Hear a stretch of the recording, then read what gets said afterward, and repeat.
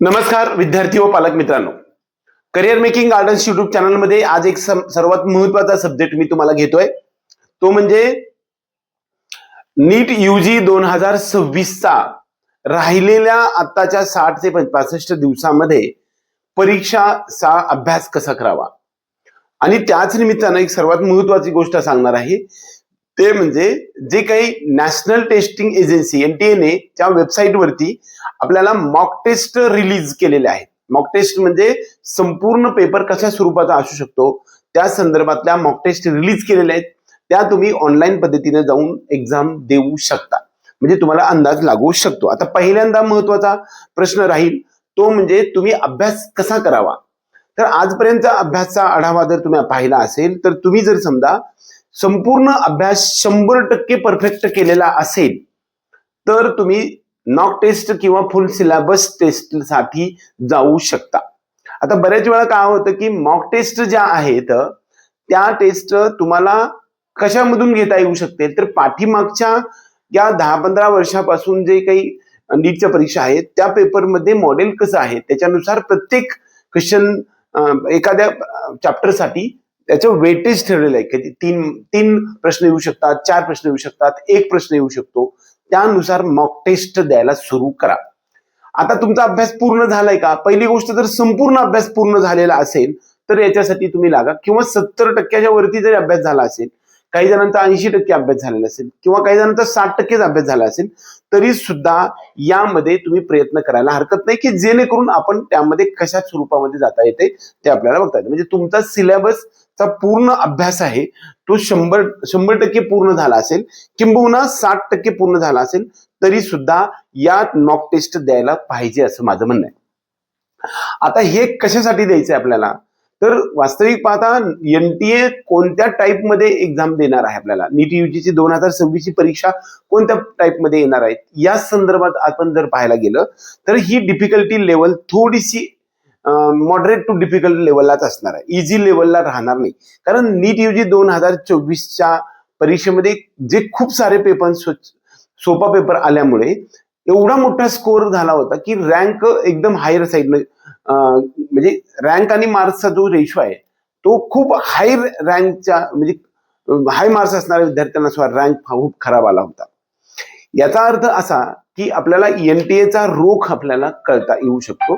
2026 साठीचा पेपर हा एकदम डिफिकल्ट नसेल, इझी लेवलमध्येच असू शकेल, परंतु 2025च्या तुलनेमध्ये थोडासा इझी असेल, परंतु 2024च्या तुलनेमध्ये पेपर हा डिफिकल्ट राहणार आहे.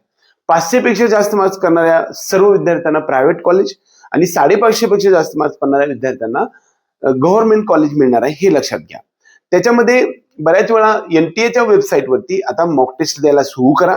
त्याच्यामध्ये तुम्हाला ज्यावेळेस एनटीएच्या वेबसाईटवरती जाल, ती जी वेबसाईट आहे ती nta.ac.in या वेबसाईटवरती जाऊन मॉक टेस्ट आणि अभ्यास अशा प्रकारचे 2 टॅब होतात, त्याच्यावरती जाऊन तुम्हाला तुमचा क्वेश्चन पेपर सोडवायचा आहे. आता हा जो एनटीएचे क्वेश्चन पेपर जे आहेत ना ते खूप हार्ड लेवलचे, डिफिकल्टी लेवलचे आहे, त्यामुळे तुम्ही डिप्रेशन मध्ये जाऊ नका, फक्त प्रॅक्टिस करा आणि ऑनलाईन पद्धतीने ज्या पद्धतीचे अभ्यास आहे ते करण्याचा, एनसीईआरटी बेस्ड जे क्वेश्चन्स आहेत त्याच्यावरती करण्याचा ट्राय करा. परंतु आउट ऑफ एनसीईआरटी असेल तर ते तुम्ही स्किप करून जाऊ शकता. दुसरा महत्वाचा मुद्दा की कोणत्या टाईपचा एनटीए एक्झाम टाकणार आहे, त्याच्यामध्ये प्रकार आहेत, ते म्हणजे असर्शन रिजन आहे, त्याचबरोबर स्टेटमेंट बेस्ड क्वेश्चन्स आहेत, त्याचबरोबर मॅच द फॉलोइंग आहे, 1 लाईन स्टेटमेंट मधील असतील.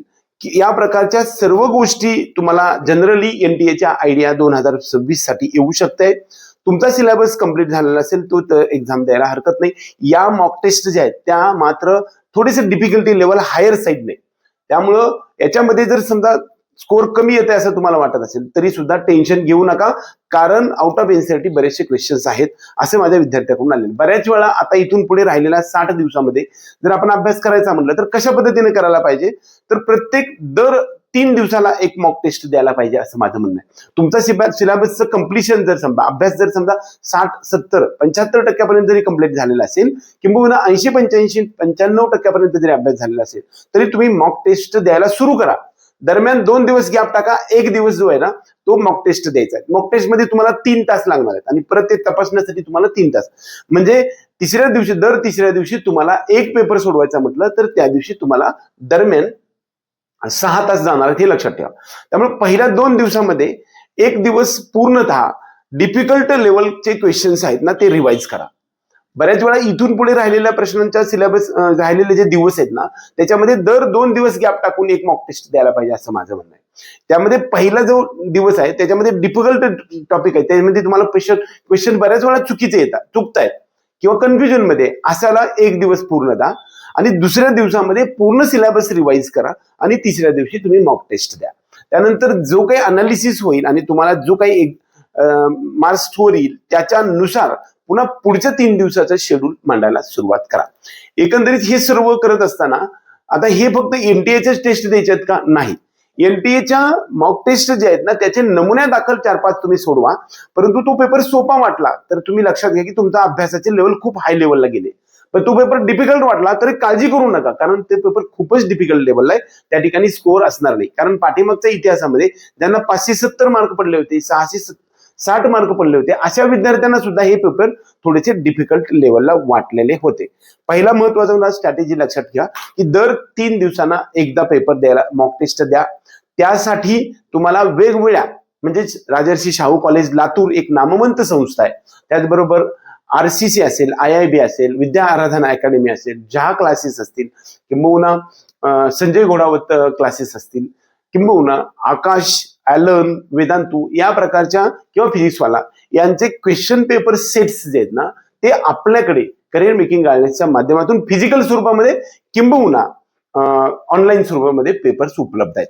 ज्या विद्यार्थ्यांना ते पेपर्स आपल्याला घ्यायचे आहे असे विद्यार्थी आपल्याकडून ते पेपर ऑनलाईन स्वरूपामध्ये व्हॉट्सअपच्या माध्यमातून अगदी क्षणात तुमच्यापर्यंत पोहोचण्यासाठी आपल्या डिस्क्रिप्शन बॉक्समध्ये दिलेल्या नंबरवरती संपर्क करून प्रश्नपत्रिका संच असं मागवू शकता. नारायणा इन्स्टिट्यूट असेल, ॲलन इन्स्टिट्यूट असेल, किंबहुना आकाश इन्स्टिट्यूट आहेत, RCC, विद्या आराधना अकॅडमी, IIB असेल, राजर्षी शाहू कॉलेज लातूर या सर्व, त्याचबरोबर फिजिक्सवाला या सर्व पेपर्सच्या सर्व क्वेश्चन पेपर सेट अगदी 200 ते 300 दरम्यान पेपर आपल्याकडे उपलब्ध आहे. त्याच्यापैकी काही ठराविक पेपर तुम्ही सोडवू शकता आणि तुमचा स्कोअर ग्रो करू शकता. एकंदरीत आज या निमित्तानं मी तुम्हाला एक नवीन माहिती सांगण्यासाठी आलोय की NTA वेबसाईटवरती मॉक टेस्ट उपलब्ध झाले, ते तुम्ही देऊन घ्या. ऑनलाईन स्वरूपामध्ये द्यावे लागते. स्कोअर कमी आला तर घाबरू नका, बऱ्यापैकी ते पेपर टफच असतात, काळजी करण्याची काम नाही. तशा प्रकारचा पेपर NTA फायनल कधीही नसतो. दुसरा महत्वाचा मुद्दा, दर 3 दिवसांनी एकदा मॉक टेस्ट द्यायला पाहिजे. जर पूर्ण अभ्यास 100% झालेला असेल, तुमचा स्कोअर 600च्या वर कायमस्वरूपी जात असेल तर रोज एक पेपर द्यायला हरकत नाही. तुमचा सिलेबस 60%च्या वरती, 70%च्या वरती जर गेला असेल तर तुम्ही 1 दिवसाला वगैरे द्यायला जाऊ शकता किंवा 2 दिवस गॅप टाकून देऊ शकता. एकंदरीत आपलं अभ्यासाचं शेड्यूल, मानसिक संतुलन, दिवसाचं वेळेचं नियोजन आणि परीक्षेमध्ये असणारा सर्व प्रश्नांचा एकंदरीत ताळेबंद तुम्ही लक्षात घेऊन तुमचा शेड्यूल ठरवा. एवढंच या निमित्तानं सांगून आपल्या सर्व विद्यार्थी आणि पालकांना, जर आपल्याला ह्या सर्व मॉक टेस्ट किंबहुना सिलेबस मधील टॉपिक वाईज असतील, ग्रँड टेस्ट असतील, WT असतील, CT असतील, GT असतील, ग्रँड टेस्ट असतील, ह्या सर्व आणि फुल सिलेबस टेस्ट असतील, किंबहुना नुसते प्रॉब्लेम बेस्ड क्वेश्चन्स असतील, असर्शन रिजनचे क्वेश्चन पेपर कधी कधी काही जणांनी पूर्ण केलेलं आहे, ह्या सगळ्या गोष्टी जर एकत्रित पाहिजे असतील तर ते तुम्ही डिस्क्रिप्शन बॉक्सने दिलेल्या नंबरवरती संपर्क करून आपण तुम्हाला क्वेश्चन पेपर संच असं मला जर पाठवलं तर आम्ही तुम्हाला 100% त्याच्यासाठी गाईड करूया. एवढंच या निमित्तानं सांगून आपला हा चॅनलमध्ये तुम्हाला अपेक्षित काय असेल असे पालक आणि महाराष्ट्रातील तमाम विद्यार्थी आणि पालकांना आपल्याला अपेक्षित आहे कोणत्या गोष्टीवरती, त्या गोष्टीचा तुम्ही जर समजा या ठिकाणी उल्लेख केला, आपल्या डिस्क्रिप्शन बॉक्समध्ये मांडलं तर ते तुम्हाला मी पुढच्या वेळेस त्याच्यामध्ये व्हिडिओ बनवण्याचा प्रयत्न करेल. एवढंच नव्हे, परंतु सध्याच्या मितीला जो आपल्याला जे कट ऑफ वगैरे आहेत ना, ह्या सगळ्या गोष्टी आपल्याकडे उपलब्ध आहेत, आपल्या बुकच्या माध्यमातून उपलब्ध होणार आहेत. परंतु ते आत्ताच बघण्यापेक्षा आता अभ्यास आणि स्कोअर आणि मानसिक संतुलन आणि विद्यार्थी या सगळ्यांच्या गोष्टीचा एकंदरीत लेखाजोखा आपण मांडूया.